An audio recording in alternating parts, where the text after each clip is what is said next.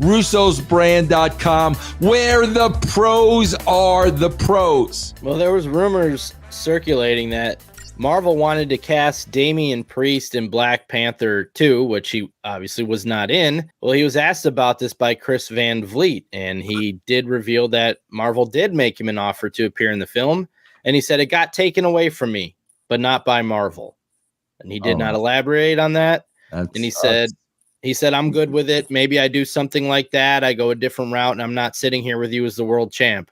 It didn't work out. Not the end of the world. The movie was great, though. Well, that does happen. You know, the company has designs on certain talent.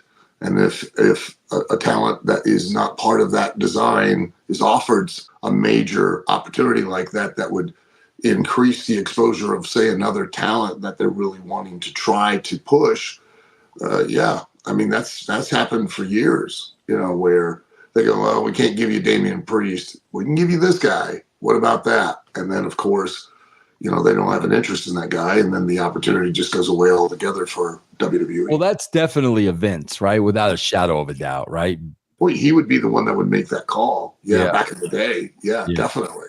He would, you know, he has a certain idea or direction for a particular talent. You know, let's say it was Damian Priest, but in Vince's mind, you know, he thinks it would be an opportunity to really build and create more of a star in Bobby Lashley. And so he says, no, we can't give you him, but we can give you Bobby Lashley. What about him?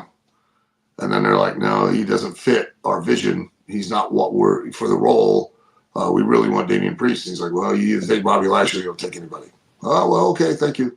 Or Vince could also not have liked the Marvel offer and the money that he would have made on his end, correct? Yeah. True. Yeah. And hey, to be fair, as a Damian Priest, you wouldn't have gotten that offer, right? For WWE. I agree with that. And it's only right WWE gets some portion back, you know, as far as doing business. Yeah. That's just natural, and it should be that way. Yeah. You know, but sometimes in those dealings, that messes up an opportunity for a talent that could have possibly utilized that to catapult themselves into a completely different direction. But if it's not meant to be, it's not meant to be. But then again, Al, now again, you're stepping into that independent contractor muddy water, because if I'm Damian Priest and I'm an independent contractor, I should not have to ask the WWE if I'm allowed to be in this film or not. Right? Yeah, you do. I mean, right? Technically? Oh, yeah, you do. Because probably in the contract, it does say, hey, if you happen to get any other opportunities outside of here that came to you directly through the fact that you are here, then it needs to go through us. You know, and that's fair. Because you're not going to get it if you're not a part of and on that platform. Is Todd Jones getting a piece of all these movies you have coming out? Who the hell's Todd Jones? The guy we had on the show. Matt. Matt. Is he getting a piece of all these movies you got coming out? Oh yeah, that's just rolling and money there. Yeah.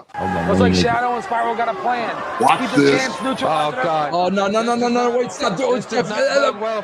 No, I'm not watching. Go ahead. You can watch it. You can watch it. It's not gross. It's not gross. It's very dangerous. It's very dangerous and very stupid.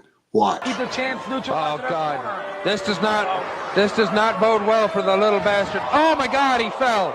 Oh, that could have been so dangerous. Watch. Not that this move isn't going to be dangerous. Oh my God. Jesus Christ. Al, I got to ask you something. Just try again work. Play that back. Al, I got to ask you a question. I never thought of this before. Because I would have never had to think about this in your era. Okay? Right, yeah. Bro, look, Jeff, just stop for a second when he's got the guy up. Like, stop for a second. Think about this for a second. Yeah. Nobody ever talks about this. Okay, first of all, bro, he's got a very sweaty wrestler. And they're probably not in physical condition at this point. They're probably blown up sky high. Yeah, right. And are, you know, and are really just not capable of doing whatever it is they're trying. And not only that, here's what I want to point out, Al. On top of what Al is saying, you got sweaty wrestler number one, Sweaty wrestler number 2.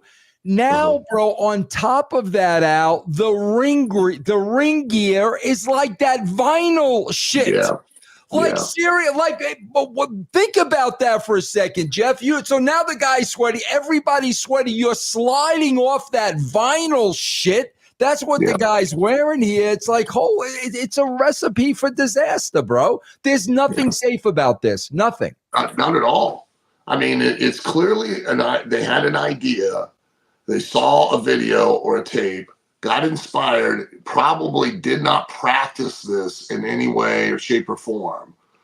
They probably, as far as training, don't have the fundamentals or the basics down. They don't understand the physical mechanics of what it is they're attempting to do. This all exponentially raises the potential accident that could cripple or kill this kid. So, thank God the kid aborted it and, swung his hips over the top rope to get away, because they would have just kept trying until he finally dropped him. Yeah. It's insane though. I mean, and this is a good example of, hey, I'm going to expose to the world that I just fucked up and it didn't happen the way I thought it should. Let's try it again. And the guy's hanging on too. Like that makes sense. Yeah. Yeah. See, they're wearing that vinyl shit, and you're gonna slip all over the place wearing that stuff. Yeah, I mean, you've got sheets made like that. So oh man, bro. That's called table work. If anybody missed it, watch the guy who's doing the move. His head on the ground. Watch the back of his head. Oh man. He's the guy on the table, because listen, the 3 hardest bones on the human body are the top of your head, your elbow, and your heel. Watch when the guy does the move where those heels go onto the guy on the table, and then watch the guy doing the move, the back of his head. Look at that. So the guy on the table's screwed.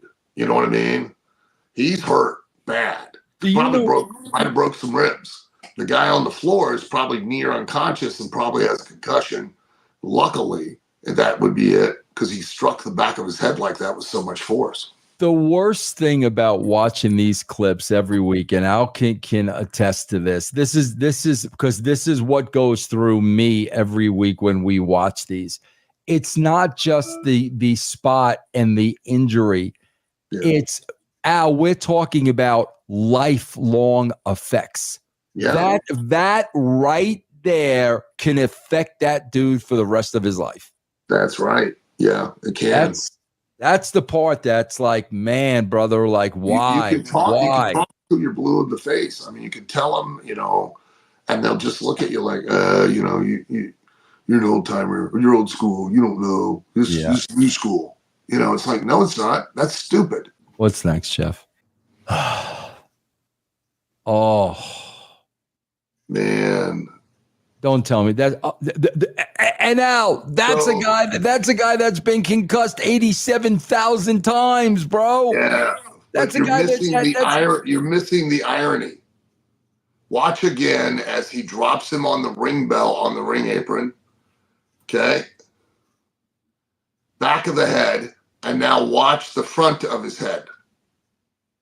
Bleeding from the front of his head. How did he rupture blood vessels in the front of his head by hitting the back of his head on the ring bell? I got to be honest. If you go to it at the beginning, Jeff, I'll tell you why I didn't notice it.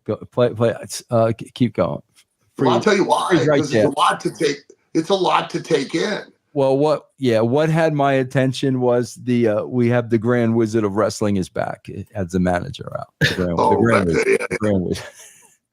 But look, Bryan Danielson hits the back of his head on the ring bell, collapses, and comes up bloody on the front.